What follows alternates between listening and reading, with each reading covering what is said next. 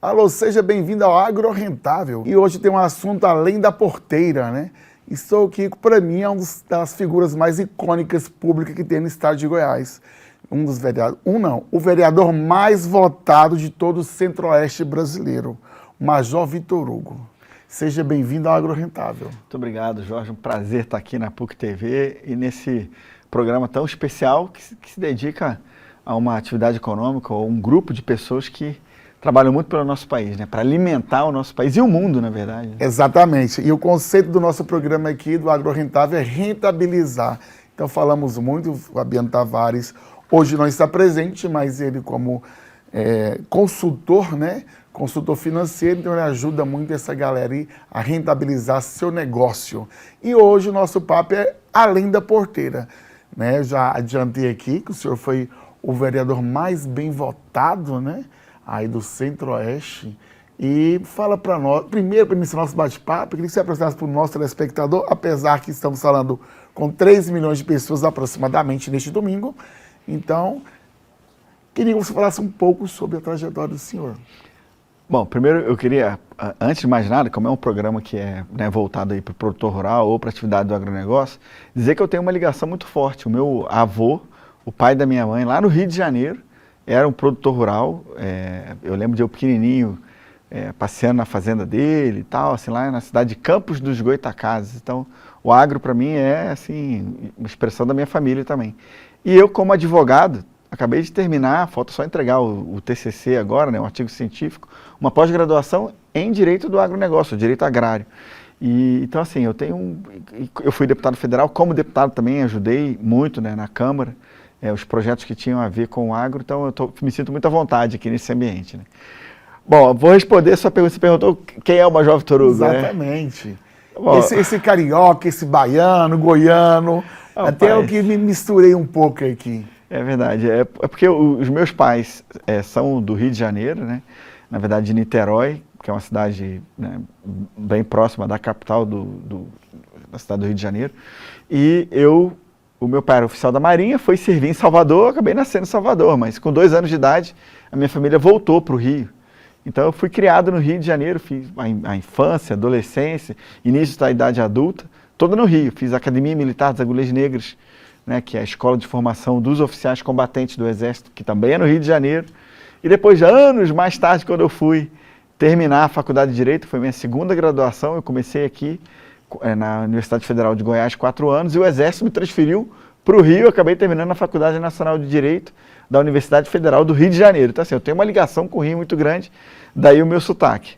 Mas então, eu já adiantei, né? Eu fui do Exército por 21 anos, oficial, cheguei até o posto de major, e servi aqui no Comando de Operações Especiais por quase 12 anos, comandei o destacamento contra terrorismo do Exército, que é uma unidade muito específica e singular, só tem aqui em Goiânia. E depois decidi fazer um concurso para a Câmara dos Deputados, um concurso que só tem de 12 em 12 anos e só abriu uma vaga. E aí Deus me abençoou, eu fiz o concurso, passei em primeiro lugar do Brasil e fui trabalhar na Câmara. Convivendo lá com o então deputado Jair Bolsonaro, me apaixonei pela política, né, e decidi me candidatar.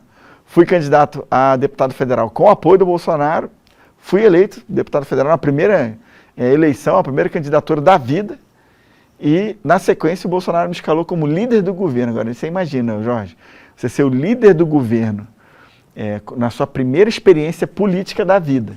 Percebe, vereador, que assim, a trajetória do senhor foi tudo pautada na ordem pública, desde casa, sim, já que seu pai era oficial da Marinha.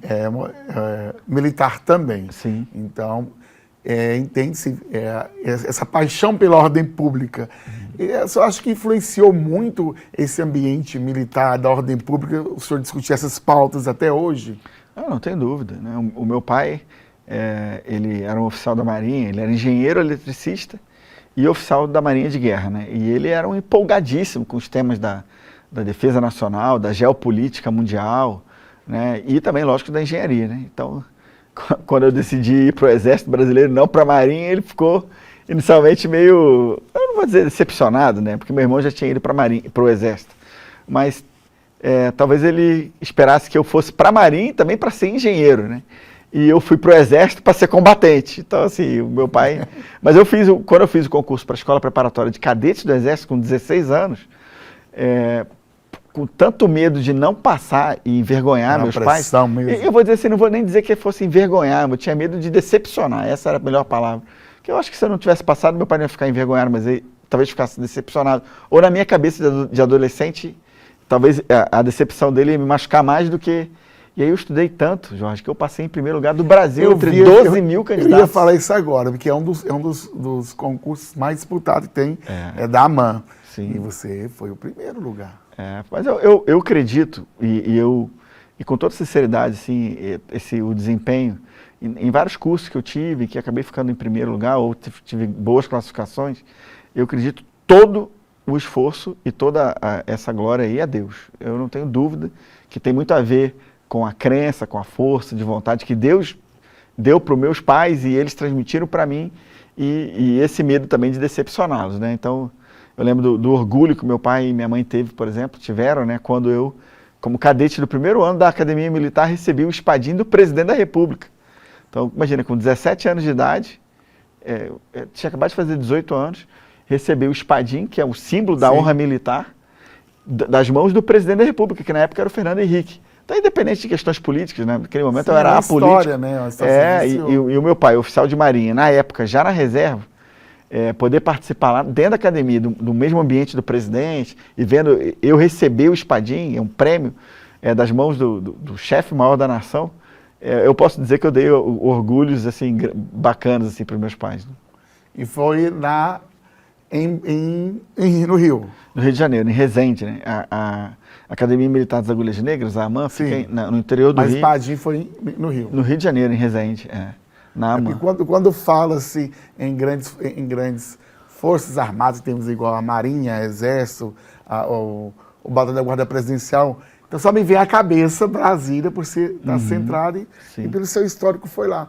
Mas daqui a pouco a gente vai para o comercial, eu queria que você falasse para nós qual foi as atuações suas lá como líder do governo Jair Bolsonaro. Eu vi que rolou umas PLs, tem um trabalho muito bonito e nós vamos tomar um café e na volta eu quero que o vereador explique para nós, né, fala sobre esses avanços que você trouxe aí para a ordem pública também. Tá ótimo. Então você que está me assistindo pela PUC TV, não saia daí que eu volto já já.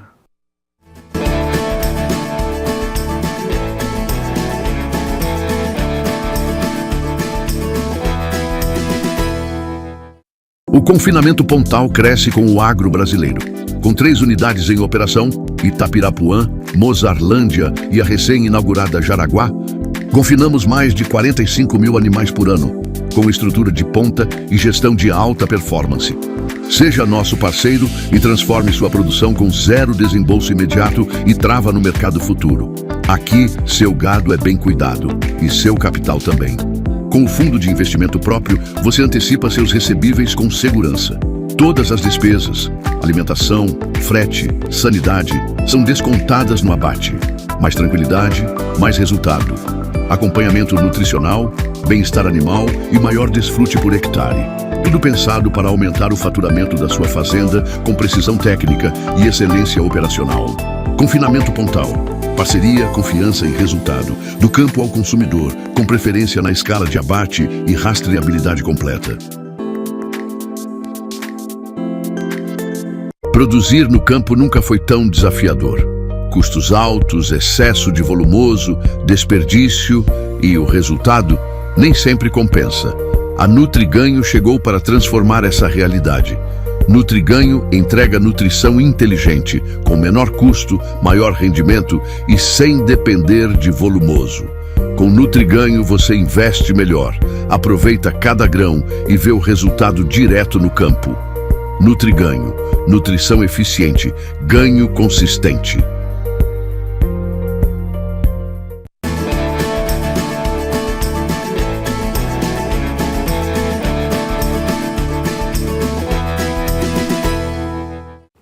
Para minha surpresa e decepção do Fabiano, hoje o café não foi abelha, o café abelha é o meu. Hoje fizeram um café sem açúcar. Perdeu, hein, chefe? E dando continuidade ao programa aqui, eu queria que o vereador falasse para nós da atuação, né, do senhor na Câmara, né, como líder do governo Bolsonaro. Quais são as frentes que o senhor trouxe de benefício à sociedade?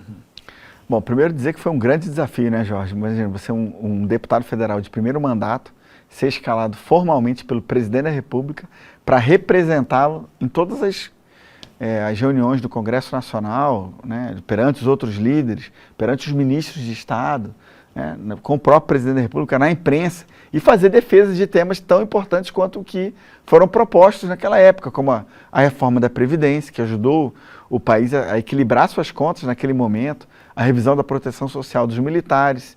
O auxílio emergencial foi muito importante. O auxílio emergencial, época, né? Exatamente. Quando a pandemia chegou, né, e o próprio presidente Bolsonaro autorizou que nós aprovássemos várias pautas, ajudar estados e municípios que estavam endividados, que precisavam melhorar a saúde para poder prestar um melhor apoio às pessoas que estavam sendo contaminadas, né? Os empregados, as empresas e também os autônomos. Então, eram as pessoas mais vulneráveis naquele momento. E eu fui o parlamentar que propus para o presidente Bolsonaro o valor de R$600. Por quê? O Paulo Guedes estava falando em torno de R$200, R$300. A Câmara já tinha dito que não aceitaria esse valor, queria fazer um valor de 500.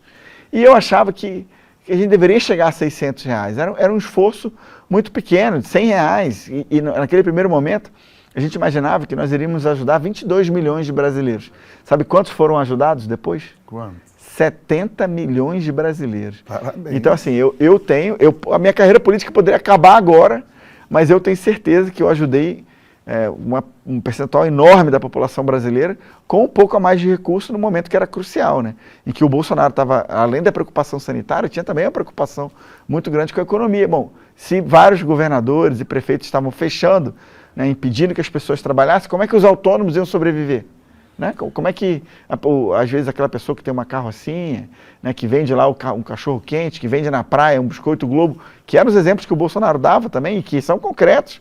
Imagina, 70 milhões de brasileiros receberam o auxílio emergencial de R$600. E eu tenho orgulho, eu guardo até um tweet dele, ele fez um tweet na época dizendo assim, parabenizando o líder do governo, e que era eu, né, por ter articulado para aprovar essa pauta, e nesse valor de 600, a cartada final, né, a sugestão ao presidente Bolsonaro e também ao presidente da Câmara, que era o Rodrigo Maia, foi nossa. Né? E aprovamos outros marcos importantes. Eu achei com a transparência das contas públicas, né? Sim, aí já foi uma atuação aqui na Câmara, né? Na Câmara de Vereadores. Na Câmara de Vereadores a gente apresentou... então, mas lá, falando de transparência, está pegando esse gancho, lá também o senhor destinou 350 milhões para o estado de Goiás. Prezando a transparência, como é pauta que o senhor defende, como é que é feito essa transparência dessas emendas enviadas? O que eu fazia, Jorge?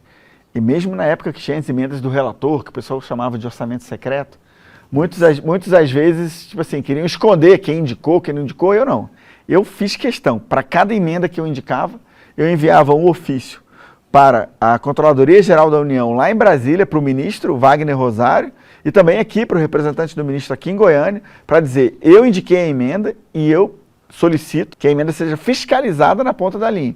350 milhões de reais que nós trouxemos para cá, distribuídos em 200 municípios. Então, assim, foi um esforço grande, foi muito bacana, porque até hoje eu vejo... Quase todos os municípios ganharam, né? Então... 246, foi 240 municípios, né? E sabe o que a gente está falando? Nós estamos falando aí de pontes. A gente, às vezes, né, eu moro aqui em Goiânia, a gente não tem a noção completa do que é a realidade do interior. Uma coisa é você morar na 10ª maior cidade do país, uma capital de um estado importante. Outra coisa é você sair daqui 300 quilômetros e ir para uma cidade que tem 10 mil habitantes, uma cidade que, às vezes, uma ponte que você coloca na zona rural facilita, faz uma diferença absurda. Uma ambulância, né, uma escola que vai ser construída, uma unidade básica de saúde, né, às vezes você reforçar o policiamento lá, comprando ou indicando emendas para se adquirir fuzis, ou para se adquirir uma viatura para a Guarda Civil Municipal daquele lugar. Então, o trabalho de envio de emendas para Goiás durante o meu mandato federal foi intenso, e, logicamente, eu agradeço ao próprio Jair Bolsonaro, que era o nosso presidente, que possibilitou a descentralização de tantos recursos aqui para Goiás através do nosso mandato, né? Isso foi muito importante. E eu publicava também nas minhas redes sociais. Além de mandar os ofícios pedindo para fiscalizar e assumindo a autoria da emenda, eu também publicava nas redes sociais, mandava ofício para os prefeitos ou para as pessoas que haviam pedido a emenda para dizer, ó, eu enviei e eu peço que você me ajude a fiscalizar o emprego do recurso. E como foi feito esse recurso para a segurança pública, já que é o carro-chefe do senhor? Aí a gente mandou muito. Ó, eu posso falar com toda a certeza aqui, vocês que estão nos assistindo, pode perguntar para os seus amigos aí que são da Polícia Militar, do Corpo de Bombeiros, da Polícia Civil, da Polícia Técnica e Científica, das Guardas Civis Municipais, até para a PRF. Né? Nós mandamos, em Goiás, né, nós mandamos, vou colocar quase 40 milhões de reais para os órgãos de segurança pública aqui em Goiás. Por exemplo, mandamos recursos para aquisição de fuzis, para construção da sede da Polícia Civil na regional lá de Caldas Novas, para a construção do quartel de bombeiros lá em São Luís de Montes Belos. Então, e aí, para aquisição, por exemplo, de pistolas. Imagina, a Polícia Penal de Goiás não tinha pistola para poder fazer a segurança lá dos presos. Mas a segurança está com um marco legal, principalmente na área ruralista, por exemplo, temos a Patrulha Rural. E eu quero até aproveitar e parabenizar o Sindicato Rural de Itapirapuã, em nome do Edgar Escatena. Amigão meu, hein? Edgarzinho. Edgarzinho.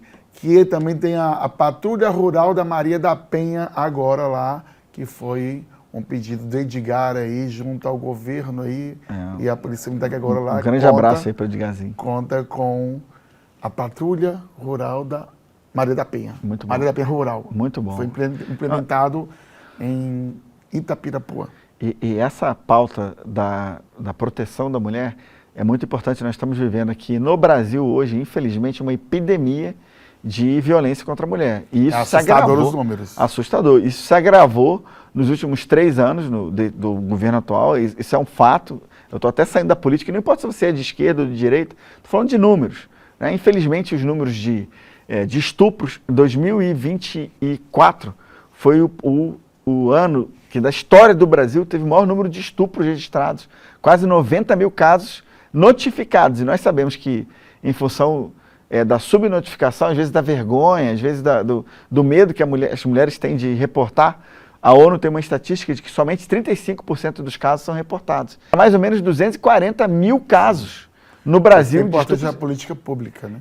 E eu apresentei aqui em Goiânia, agora como vereador, um projeto de lei chamado Escudo Feminino, que inclusive vai ser votado já, se Deus quiser, está na pauta do plenário da Câmara e deve ser votado em primeira passagem, né, pelo plenário, já agora no retorno dos trabalhos. E é um projeto importante para aumentar a proteção das mulheres na nossa cidade de Goiânia. A gente está com um minutinho para encerrar esse próximo bloco. Você poderia só aprofundar um pouco mais sobre esse projeto? Claro. É um projeto que vai garantir, primeiro, atendimento psicológico para as mulheres vítimas de violência, atendimento jurídico. No caso também de ela requerer e houver uma ameaça iminente, ela pode requerer que o município pague para ela, por exemplo, aulas de defesa pessoal, para ela se sentir mais segura, para ela se sentir mais à vontade, para andar pelas ruas, às vezes afeta psicologicamente ela. E também, se ela quiser ainda, tiver treinamento, quiser requerer, o município pode pagar para ela, se nosso projeto for aprovado, spray de pimenta e dispositivos eletrônicos de segurança. E depois, se chegar no ápice, no clima maior de ameaça, em que haja uma medida protetiva de segurança desrespeitada, que já haja um processo criminal instaurado contra o agressor, ela pode vir a requerer, se seguir todas as normas federais também, a aquisição, ou melhor, o pagamento de arma de fogo para ela. Maravilha. E que o judiciário também seja mais duro, né, nessas medidas protetivas. Mas vou tomar um cafezinho, meu tempo aqui estourou e volto já já. E vamos falar sobre a atuação no agro aqui com o nosso vereador Major Vitor Hugo.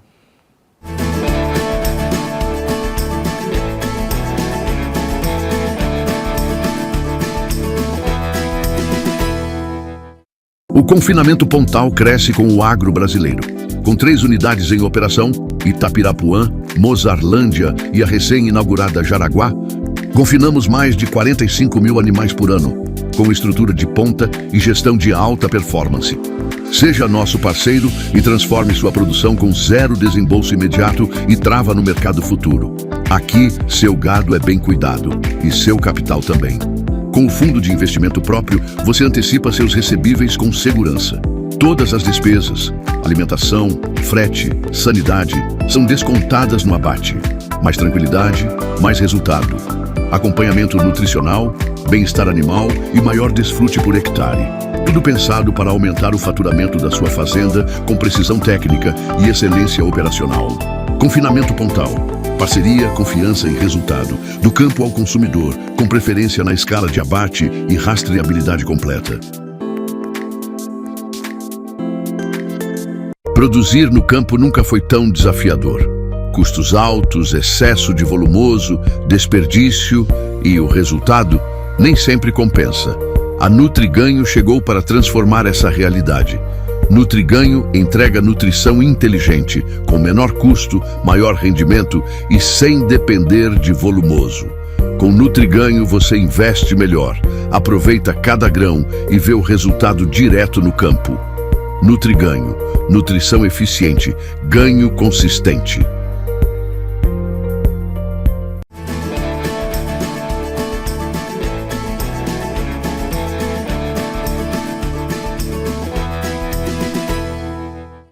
Estamos de volta com o programa Agrorentável. E o nosso convidado de hoje é o vereador Major Vitor Hugo, que também tem atuado no mundo do agro aí, né? Tem feito a diferença na Casa de Lei. E eu observei também, a gente olhando ao passado aí do nobre vereador, que o senhor está muito junto ali a galera aí do gado leiteiro, né? Sim, acho que uma das pautas que tem defendido muito é o pessoal do leite. É verdade. Eu quando fui deputado federal, eu fui procurado por muitos produtores de leite de todo o Brasil, demonstrando a vulnerabilidade do setor e a dificuldade que eles têm para conseguir que o agro, no caso deles, seja rentável. Então, eu construí alguns projetos de lei que ainda estão tramitando na Câmara, ou melhor, alguns na Câmara, outros já no Senado aprovados, para garantir pelo menos a margem mínima de acompanhamento e a margem mínima de lucro para esses produtores. No Brasil, a estimativa, à época, era de quase 5 milhões de famílias, né, que se dedicam à produção de leite e que acordam todos os dias de madrugada, né, para poder fazer com que a gente tenha alimentos na mesa, o leite, o queijo, a manteiga e tantos outros derivados. Então, assim, eu apresentei, por exemplo, um projeto de lei para criar o índice do leite cru, que seria feito pelo IBGE, para controlar a variação de preço dos insumos e para saber para dar argumentos para o produtor de leite a negociar o preço do leite que vai ser comprado pelos laticínios, por exemplo. Um mercado mais livre, né? Um mercado mais livre e para que ele tenha argumento para dizer, bom, subiu aqui, né, o óleo diesel, subiu aqui, sei lá, a ração, né, que o gado vai se alimentar, né? Então, é um projeto de lei bastante importante que está tramitando na Câmara. E um outro projeto de lei muito bacana, esse nós conseguimos aprovar na Câmara e está no Senado. Eu espero, se eu conseguir voltar para a Câmara Federal nesse ano, né? Agora eu sou pré-candidato a deputado federal. Se eu conseguir voltar, vou articular muito lá no Senado para poder aprovar, que é um projeto que garante que uma parte do leite adquirido pelos municípios com recurso do Programa Nacional de Alimentação Escolar seja um percentual do que for comprado de leite seja adquirido de produtores locais e o leite in natura. Porque isso a gente vai fomentar a economia local e vai também garantir para as nossas crianças, para as crianças que estudam na rede municipal pelos municípios goianos, ou melhor, brasileiros, né? Porque esse projeto de lei é nacional, que tem um acesso a uma alimentação mais saudável. Então, para além disso, eu também integrava, eu criei a Frente Parlamentar em Apoio ao Produtor de Leite no nível nacional, peguei assinaturas de mais de quase 200 deputados federais de todo o país e criamos essa frente.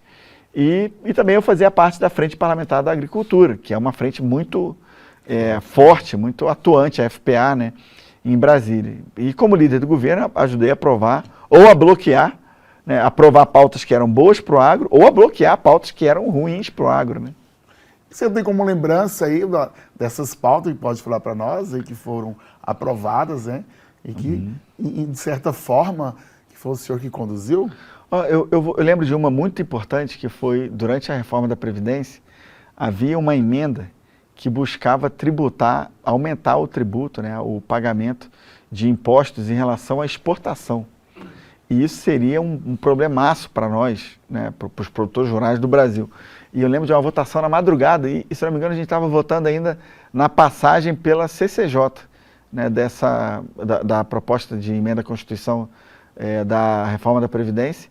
E eu não tinha orientação do governo, não tinha uma orientação formal do governo sobre como se posicionar em relação a essa emenda, e sabia que ela desidrataria a economia em 10 anos, sempre se calculava em bilhões de reais, mas eu achava injusto que nós onerássemos o agronegócio, para além de todos os problemas que nós temos aí, dos custos elevados, da variação cambial e tantos outros problemas que o agro, da dificuldade de acesso ao crédito rural. Então, assim, eu achava injusto que a gente aprovasse uma emenda como essa, e estava de madrugada, não tinha orientação do governo, e ainda assim eu falei, eu entendo a cabeça do Bolsonaro, sei que ele é a favor do agro, ele jamais vai concordar que uma emenda como essa passe. Então, fui lá e conseguimos, junto com o deputado Evair de Mello, à época, que é lá do Espírito Santo, também muito ligado ao agro, conseguimos articular e vencemos a esquerda, que era a oposição naquele momento, que tem se posicionado, infelizmente, contra o agro, e a gente conseguiu vencer, e aí deixamos de onerar o agronegócio brasileiro no